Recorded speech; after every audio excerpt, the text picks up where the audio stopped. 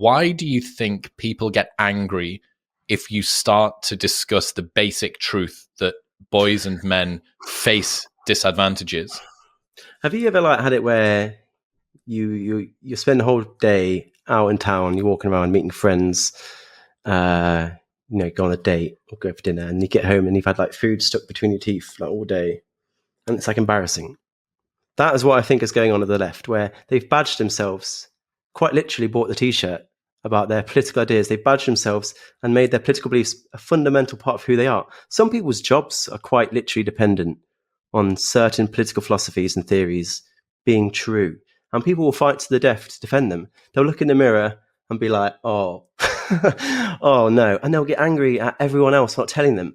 And I feel like to overcome that identity crisis where your community, your friends, your job, your lifestyle is all built around a certain set of ideas.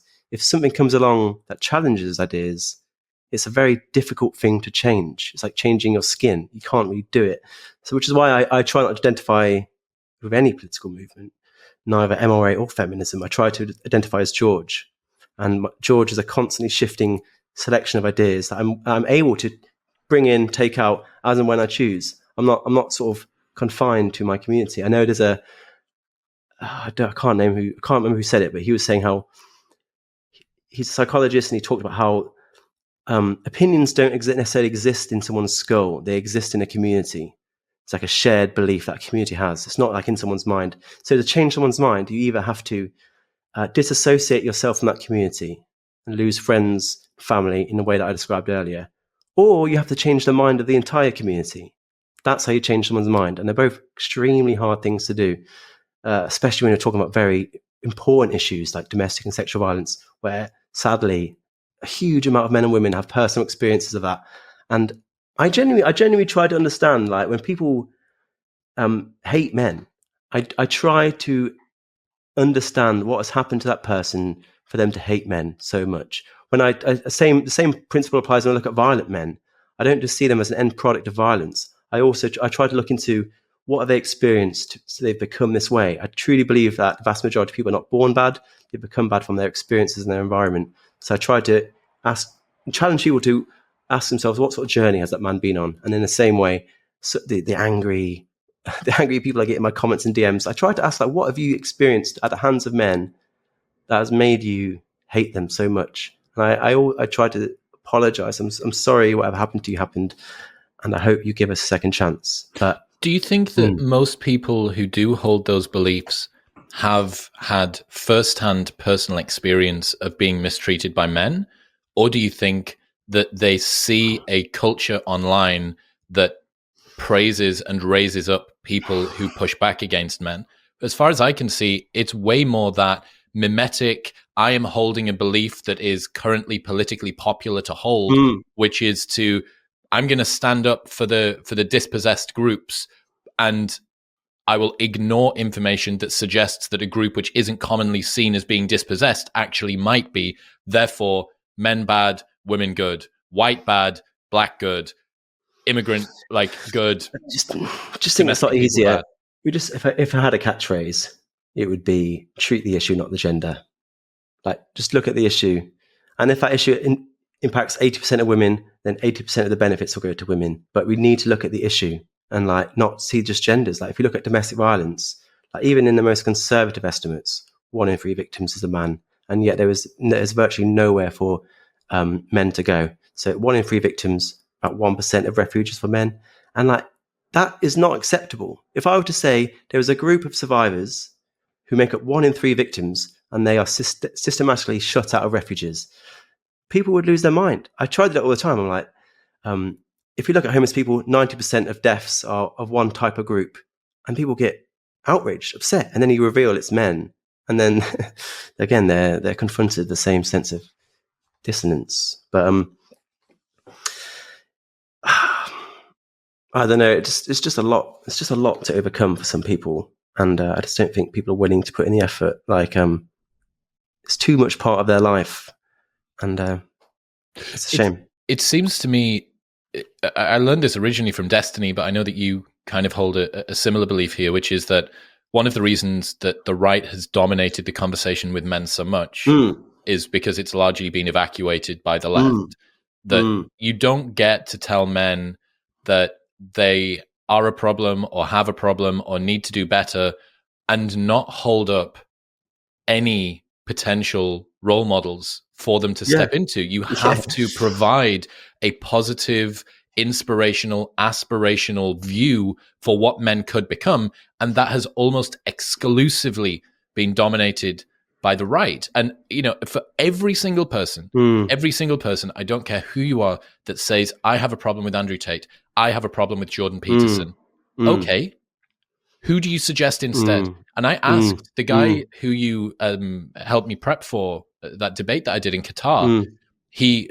I came out and they played this video that was like a bunch of famous individuals that might be accused of being toxically masculine in one form or another. The first one was Milo Yiannopoulos. And I was like, look, if you've brought me here to defend fucking Milo Yiannopoulos, I'm on the wrong show. Yeah.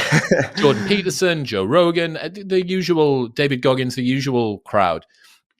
And I was like, okay, I understand my interlocutor. I understand that you have a problem with the people that have just been held up as potential role models for men. Please tell me who you would suggest instead. And it took 10 seconds in front of a live audience of silence for him to say, my brother-in-law.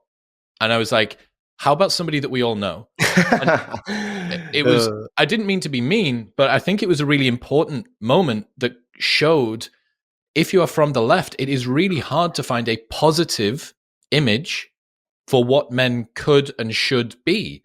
It's it goes back to what you said before. If women have a problem, we say, what can we do to fix society? If men have a problem, we say, what should men do to fix themselves? Yeah.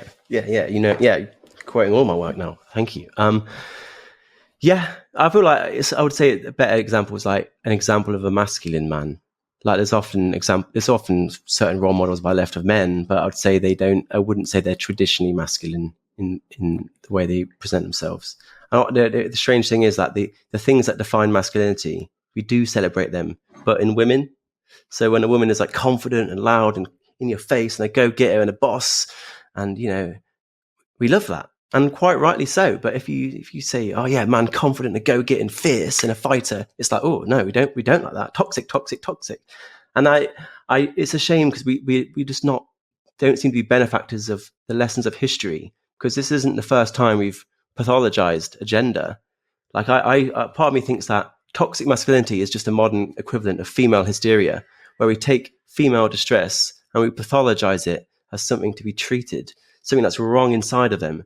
And we subject them to these crazy sort of experiments to fix the problem. And we're doing the same now. We see masculinity as a problem to be fixed, and we're subjecting men to the same bogus sort of corrective therapies, like the new masculinity workshops, sort of presented. What's like that?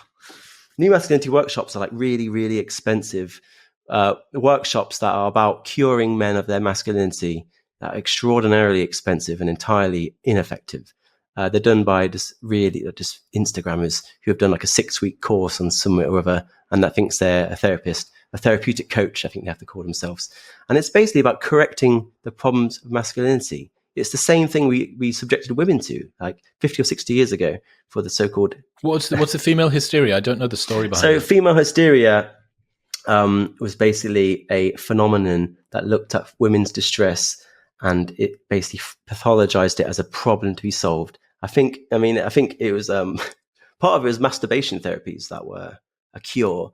And hang on, pro or anti? Pro, yeah. Masturbate more and it'll get rid of your hysteria. More the merrier. I'm sure that there are many women that are like, I'm very, very hysterical all the time. Actually, I feel like I need this treatment. Well, it can't hurt to try. And you see this, if you Google it, you see these black and white photos of women in sort of court being experimented on, and it's horrific. And I feel like we pathologized female distress. Instead of listening to it, we pathologized it as something that's wrong in them. And I feel the same about toxic masculinity. I feel like the frustrating thing is that the people that disagree with me often don't realize that the thing we disagree on is semantics. Because I do believe there are problems within men. There are violent men. There are men that are just very aggressive, competitive, that are not great at expressing their feelings. Those are problems that I agree exist that are so-called toxic masculinity. But I feel like toxic masculinity as a term takes the problem and stuffs it into men's heads. And this is your problem. And if you want to solve it, only you can solve it, rather than seeing it as a societal issue. So, I mean, I would say toxic attitudes towards men or toxic attitudes towards masculinity, which all of society is guilty of perpetuating, including women. And I feel like toxic masculinity just, again, confines a problem to men's heads. It sort of takes a problem and puts men into men's heads. It's like the opposite patriarchy, where it sort of puts men inside of the problem. So patriarchy puts men inside of the problem. Toxic masculinity puts the problem inside of men. And whatever it is, it's like, this is your problem. And like for a political movement that's all about accountability, it's like, well, aren't we all accountable for what's happening to men? Like, what about the way we value men, or the sort of dating standards that men are held to? Are they not part of it? There's a really great study by a child psychologist in Canada called Crystal Tomlinson, and she found that it was actually mothers who were perpetuating harmful gender stereotypes into their children. Men, the fathers didn't really care either way, but it was often the mother. And I'm like, so they did basically a IAT test, I think it is, where you're looking at different images of girls and boys exhibiting different behaviors, and it basically measures the response of mothers and fathers to the different expressions of emotion. So a boy crying, for example, and it found that the mothers were a lot more disapproving of like things like boys crying, so boys breaking the gender stereotypes, and then it found that surprisingly fathers didn't seem to have really any sort of preference either way. Why do you think that is? Why do you think there's a sex difference there? I mean, it could simply be that mothers spend more time with children. I honestly don't know. I wouldn't want to comment on something I'm not confident. Get out over your skis, George. Let's get some in here. Let me give you one. Let me give you one from me. So there's something called the sexy son hypothesis, and in it, love it already. Yeah, in it, it suggests basically that what women are trying to do is find fathers that are going to give them attractive sons, because attractive sons are more likely to have kids, right? I think that what you see here is maybe an inbuilt biological mechanism that women have, which is a predisposition to make their sons attractive to future women. And they have deep down an understanding that the more prestigious and domineering men on average have better mating outcomes.